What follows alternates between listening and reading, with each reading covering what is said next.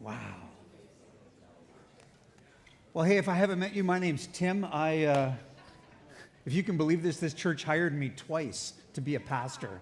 It's just like nobody took a chance on me twice. It should actually be my theme song, right? But you did, and thank you for that. Some of my favorite people in the world are in this room today, and I was just chatting. We were just kind of doing some prayer time before the service, and Ron and Bev Harris tapped me on the shoulder and gave me a big squeeze, and I had this little moment, right? So I moved here. I moved from Moose Jaw, Saskatchewan to Duncan in November of, I won't say, it was a while ago. And when I arrived, Ron and Bev Harris were serving. Bev's teaching Sunday school. Ron was looking after the books and board member and everything else. And 40 years later, now I told you, they're still here. They are still here, still serving. And Ron grabbed me and he said, "Do you remember?" Because when I came in 2010 to kind of help the church kind of revitalize, we prayed what we thought was a very bold prayer. We prayed that God would give us 15 new families. And there were, like 7 families maybe in those days. And Ron, he doesn't forget anything. Well, he does, but he remembers the important things. And he said, "You know what? On Easter Sunday, we dedicated 12 babies." And it's like, I mean, this place, look at this. This is just amazing. And I love the creativity. The new seating thing is very cool. And yeah, way to go, all of you. And it's fun to see what Jesus is doing here in Duncan. And this morning, I get to tell you a little bit about what Jesus is doing with politicians, because some of you think that they're all just godforsaken cretins, but they're not. And he's doing some powerful things all across the country. So if you take me to the slide, let me introduce you to Barb, if you haven't met Barb, my lovely wife. And Yes. Barb used to teach piano lessons here when the grand piano was sitting over there. What's a grand piano, some of you say? But it's taken us way, way back. So Leading Influence, we started 2007. Today, it was me in 2007. And today we have 13 team members providing frontline chaplaincy all across the country. We're in 7 provinces, from Vancouver Island or Victoria all the way to Charlottetown, PEI. Outside, it's all the news that we have left to fill. So Newfoundland, New Brunswick, and Nova Scotia. And then after that, people are going, "You should go do the territories." And it's like, do you know how much work that would be? How much more work that would be? But we'll see what Jesus does and how he gets us there. We lead 9 daily prayer networks. The Bible teaches us this, that we should pray for those who are in authority over us. And that's not an optional thing. And, there's trolls on social media all the time. And so yesterday, somebody writes and says, "Would we be praying these same things for Hitler?" And it's like, you know what? You just need to know this. When someone says Hitler, the conversation is over, right? It's just like, there's no coming back from that conversation. And I would just say this, that when I know sometimes we don't like the government, you're not happy with what the government's doing, disagree with the government sometimes, but here's the thing. When Paul wrote to Timothy and said, "Pray for those in authority over you," a guy named Nero was nailing Christians to crosses, painting them with tar, and lighting them on fire to light his gardens at night. So that whole thing about living peaceful and quiet lives is an important part of that that biblical directive. So I would encourage you to pray for those who govern over us, and we can help you with that, because it's one thing to say, "Hey, pray for politicians," but who knows how to do that? And when you're wrestling with a whole bunch of internal stuff around political leaders, then it becomes that much more complicated.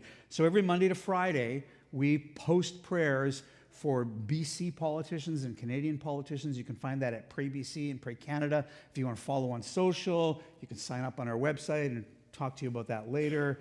And anyway, that's kind of what we're doing on the prayer side. We have posted probably close to 30,000 prayers. 25 is conservative, probably 30,000 prayers. And there are people that we started praying for in 2007 who are still in government today, so we're like the praying grandmas for some of those people. And just believing that God's going to do something for them. And we build leaders. It's a couple of things we do. Like there's an important piece here that we all want more. Who wants more Christians in government? You think more Christians in government would be a good thing, right? Yeah, some of you think that's a good idea. And so, but they don't just grow on trees. You have to build leaders. And so we created two ways of doing that. We have a course called Lead Well, and we offer that in partnership with Providence College out of Winnipeg.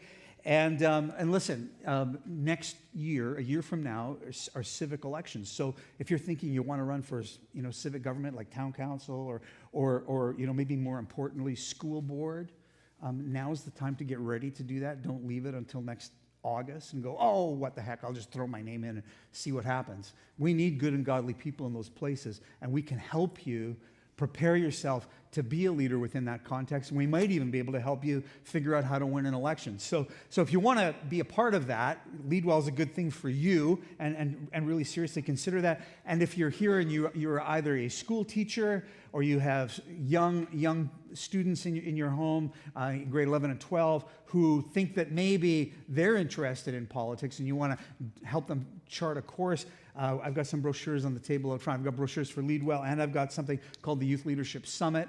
We would love to do a Youth Leadership Summit with students from Duncan, and the details are all in the brochure, and I won't take a bunch more time to talk about that. Let me introduce you to Team BC. These are the people who are frontliners here. So on your left is Anna King. Anna works with us. She's a mom to 3 little ones. For the last year, she brought her newborn, Eleanor, to the legislature every day, and Eleanor was like an MLA magnet because politicians can't walk past babies.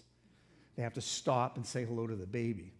And so Anna leveraged Eleanor to get many, many conversations with new members at the BC legislature. Karma in the middle lives up in Fort St. John. She runs our prayer networks for BC. Just make sure that every day there's a fresh prayer there written by a volunteer. She does a fantastic job at that. And then on the far right is Jason Gertson. Jason is one of my closest friends, has been on our team the longest next to me, and serves very, very faithfully at the BC legislature, and he does a fantastic job there. So you can pray for them, and it just kind of gives you some names and context. Here's some ways that you can partner with us, and then I'm going to talk to you a little bit about partnership.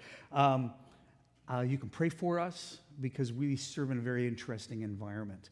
And you can pray with us, and that should say pre-BC, not pre-Saskatchewan, but obviously recycling a slide, right? And we are donor funded by people like you. Thank you for your generosity to Leading Influence on my behalf. It means a lot to me, especially coming from a church that has a special place in my heart. Thank you so much for that. If you want to partner with us individually, some of you here do that. Talk to me later. I'll help you with all of that, but you can e-transfer, give at leadinginfluence.com or give by credit card off our website. So I'm going to refer to this later, but I wrote a book.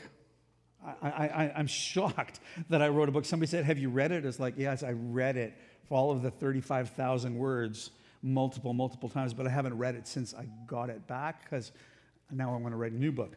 But I wasn't able to bring any with me today because I am currently out of stock. It's 3 weeks old. They're going like hotcakes. But I have a sign-up sheet, and you can sign up, and I'll ship the books to you. I've ordered them in advance, so that they should be here in about 10 days. And here's the deal.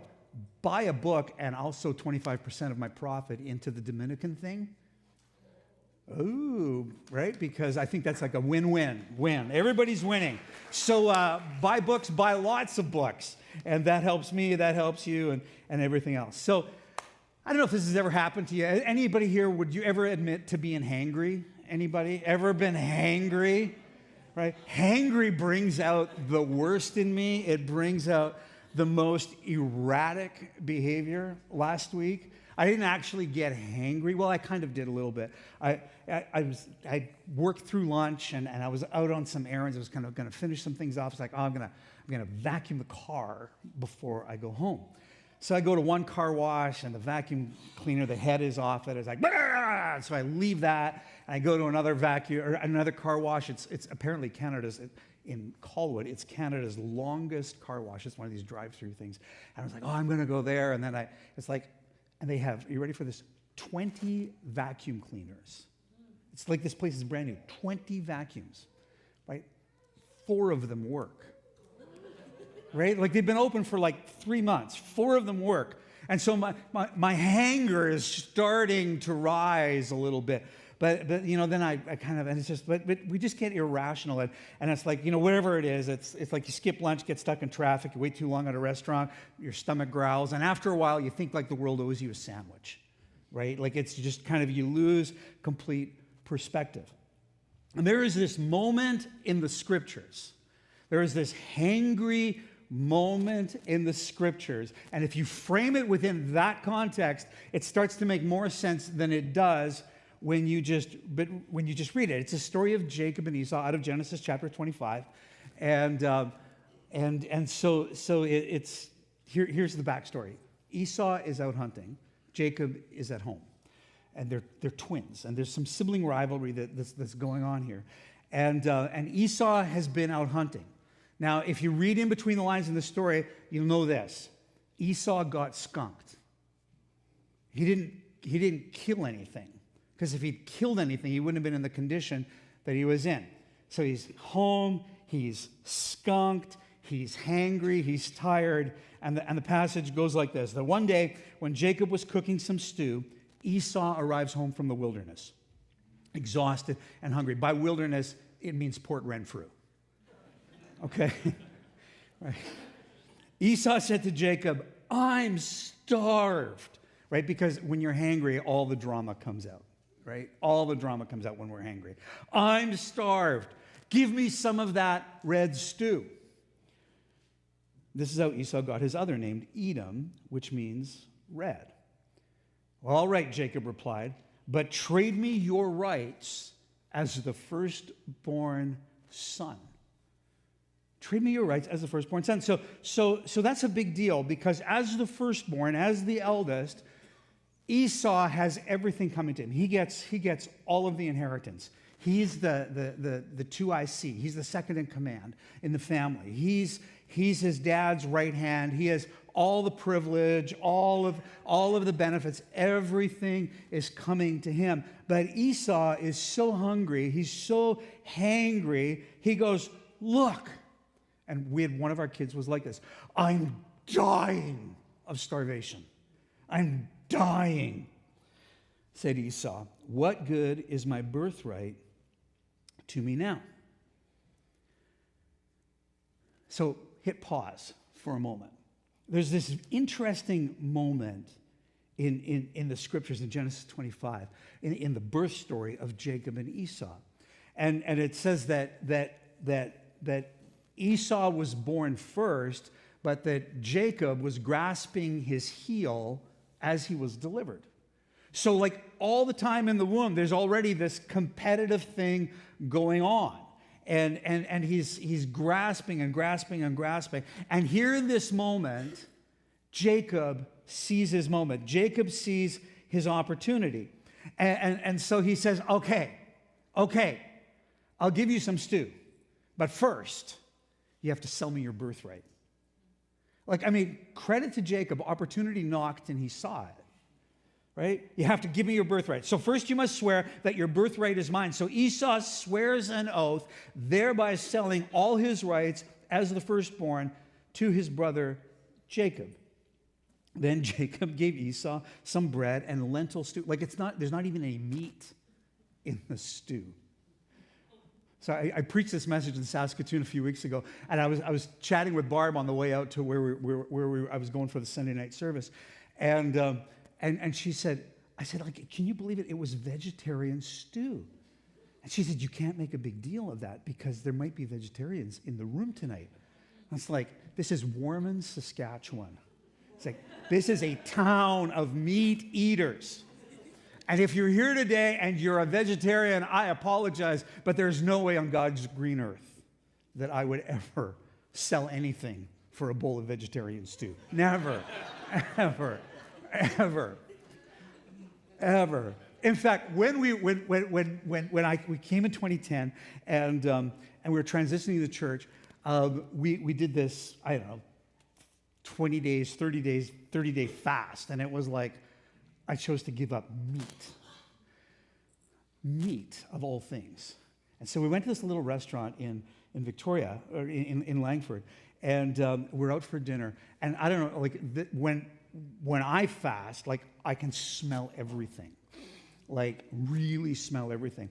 And we go to this restaurant because they have vegetarian stuff. Oh yay! But the guy beside me orders a steak. I am praying to Jesus for grace. Just give me grace and mercy. Give me grace and mercy. And I coveted the steak, so probably all of my fasting that day was for nothing. But I ate, choked down vegetarian something that day. So, see, Barb loves it. If you say to Barb, vegetarian, she's all in.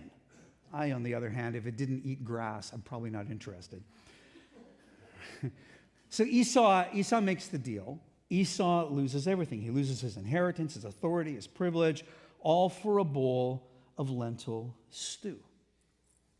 Now, here's the beauty of the scriptures, right? We could just hit pause right here and we could pull out some lessons like don't make stupid decisions, right? Don't be impulsive.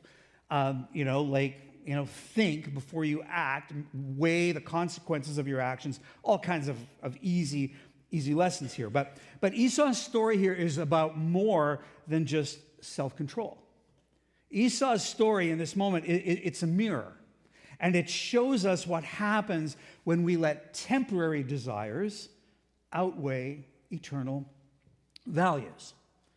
So I've worked with politicians and worked in legislatures all across the country, and I've preached for 20 years about the intersect of faith and politics and the church's response to government and all of that other stuff. And so I feel like I've paid my dues a little bit, and I could actually speak with some authority on this particular issue. I'd say this, that the Canadian church is hangry right now. We're hangry. We have a hanger problem in the moment here. And we're hangry because, well, we feel like we're being pushed to the side, and we're tired of it, and we're feeling like we're losing influence and impact and voice, and it's like every time we stand up to say something, we get shouted down. And it's like, I'm just mad about it all. And I'm desperate to see that thing change, and that hunger, this hunger to see the nation shift and change makes us vulnerable. It makes us vulnerable to partisan politics and partisan stew. We're looking for a quick fix for our hanger. So you can take me just skip me ahead to the pot of partisan stew slide. So we're vulnerable. One more, please. We're vulnerable to this temptation. We're vulnerable to this. Someone stands up and says to us, I'll give you everything you want if you'll vote for me. I'll give you everything you want if you'll vote for me. I'll give you Christian politicians who will pass Christian laws, and that'll make us a Christian nation. And on the surface, like, we're all nodding our heads and give me more, give me more, give me more, because that all sounds really, really great. We'll be a Christian government, and we'll do all of these things. And if you stop and think about it just for a minute, it sounds so simple, but it's the same lie, it's the same temptation that Satan brought to Jesus when he took him up to the high place and he said, I'll give you all the kingdoms of the world. I'll give you all the political power you want if you'll just bow down and worship me.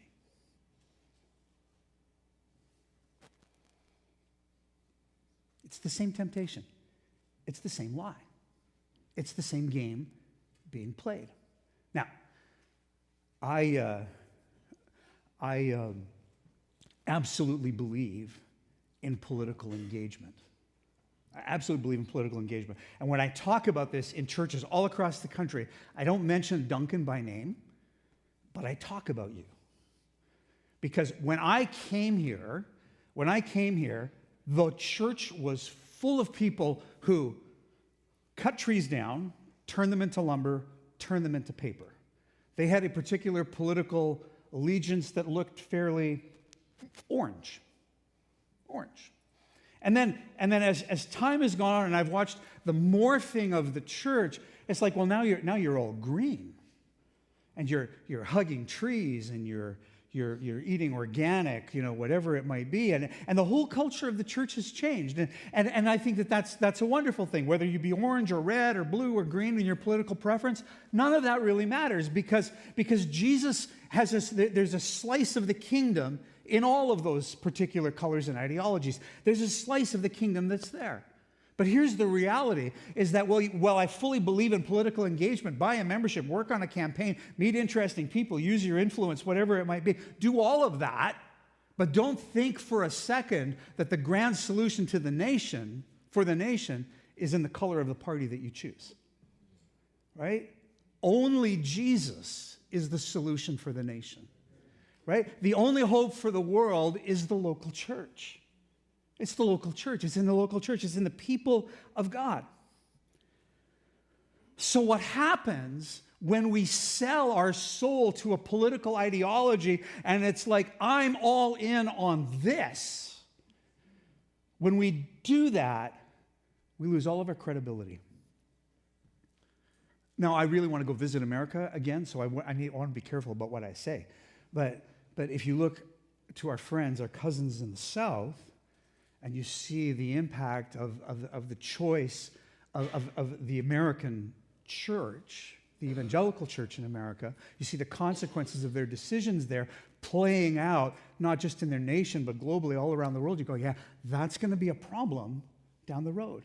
So they lose credibility. We lose credibility and authority. We lose clarity of vision because now we think that the kingdom is going to come through a particular color. Coming back to Canada, a year ago, a lot of people were thinking the kingdom is going to come through blue. The kingdom's going to come through blue. There's going to be an election. Everything is going to change.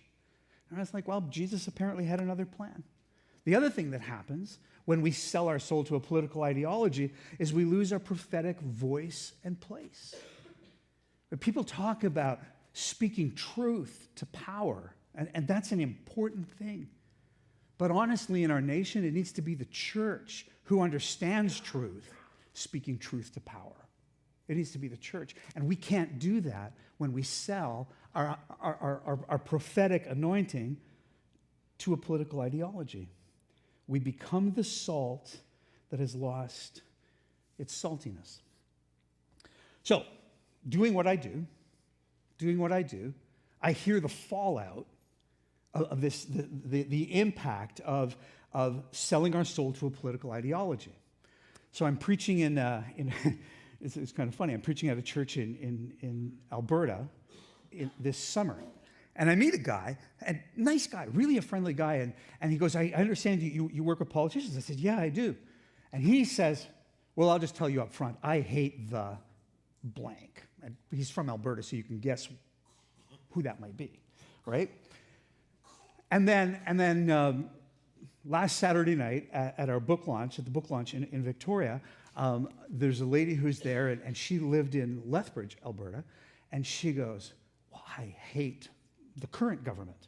And could you do something to change that? And it's like, yes, because I have all the power. I pull all the strings. I can do it all, And so, but we lead with this thing, right? And it's like there's something really wrong. There's something that's gone really, really sideways when it's like, I hate the blank, right? Because that maybe you dislike an ideology, but that group is made up of people who are made in the image of God. So therefore, then they are our brothers and our sisters. And it's like, well, why am I hating my brother and my sister? Right? There's got to be a better way to do that. On election night, the Liberals win. Mark Carney becomes the Prime Minister of Canada, and as much as I kind of think, well, being the Prime Minister would be kind of cool, the reality is that's a terrible job right now. Like on the best of days, it's a very challenging job, but today, it's like, be in his shoes, trying to figure this out and manage everything. And you could, disagree with policy and whatever else, but wow, Mark Carney has his hands full. So I thought, well, I'm going to write a prayer for him. And just because it's what we do anyway, but I just kind of thought, I'm going to write a prayer for him that the Lord would help him do his job well. I heard this on a podcast the other day. It's like, why would we ever hope that a politician would do his job or her job terribly? Like, when you stop and think about it for a minute, it doesn't matter who's in the office, who sits in the big office. If they're doing their job terribly, we all suffer. So again, right, pray for those in authority over you. Why? So we live quiet and peaceful lives, right? Because when they do well, we do well, right? When we do well, everything does well. So I write this prayer asking the Lord to help him. And someone that I know who doesn't use their real name on Facebook, there's a flag, right? Someone who doesn't use their real name on Facebook and desperately wants to be seen as a godly person writes, "Nope, not today." And it had been about the second or third time it had happened. And I thought, you know what? I'm really tired of this. So I'm going to use you as a teaching example from now until when Jesus comes. And then, as I'm flipping through my book, flipping through the book, I find the example again. I was like, oh, wow. Like, I really felt pretty strongly about that. So you can read the story in here. But it's like, nope, not today. And then this showed up, right? Then this showed up. These are all comments that have showed up on my social in the last 6 months, right? Team Blue loses, Team Red wins. People who should know much better. Ichabod, we're under God's judgment. As though a political party, the choice of a nation on a political party, could determine God's judgment or blessing. Because I know that if Team Blue had won, we would have been under God's blessing for this particular person. Really? Really? You know that Jesus took all of our judgment. And he paid the price for all of that when he went to the cross. Do you think that God is really up in heaven so fickle? It's like, well, if Canada votes this way, they're under judgment. And if they vote this way, then they're under God's blessing. Like, do you think that Jesus is really that small and tiny? This person apparently does. Right? God has a plan. He reigns over it all. Who sits in the White House or the Premier's office or the Prime Minister's office is of no consequence to him because he has a plan that circumvents all of politics. Right? He has a plan, and he is working out his plan, and he is building his kingdom, and he is advancing his purposes from coast to coast to coast in our nation and all around the world. And I was like, wow, you don't see what I see. Well, I would say this, my friends, you don't see what I see. Let me encourage you with some things today. There are more Christian MPs in Ottawa today than we've seen in 15 years. In legislatures from British Columbia to Prince Edward Island, MLAs or MPPs or whatever they might be gather to pray with our chaplains. I know that right now BC politics is like a gong show. It's just a gong show right now. But one morning a week, anywhere from 10 to 12 members gather together with our chaplains, and I have sat in those meetings and my jaw hits the floor when I listen to elected people pray for our province. God is doing something sovereign and powerful in our nation. You just don't see it on the news. God is doing something sovereign and powerful in the lives of the leaders of our nation that is jaw-dropping. And as we continue to pray for those who are in leadership, good things will continue to happen. Okay. You ever go to Tim Hortons and have chili? Good choice.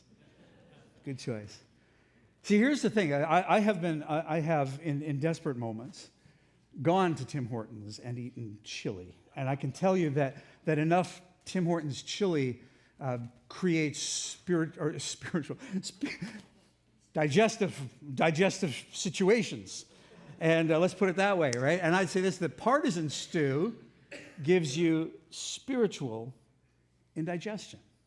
Something begins to manifest in us We eat enough partisan stew, and we begin to think that everybody outside of our team, everybody else's ideas are stupid, everybody else is an idiot, and we're going to hell in a handbasket because of these choices, right?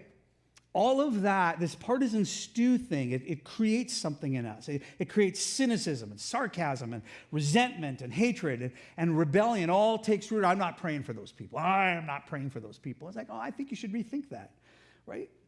Especially if you're refusing to pray for them. I think you really should rethink that, because now it's rebellion, right? All these things take root in our heart, and they shape our character and our perspectives. And here's the other thing that happens.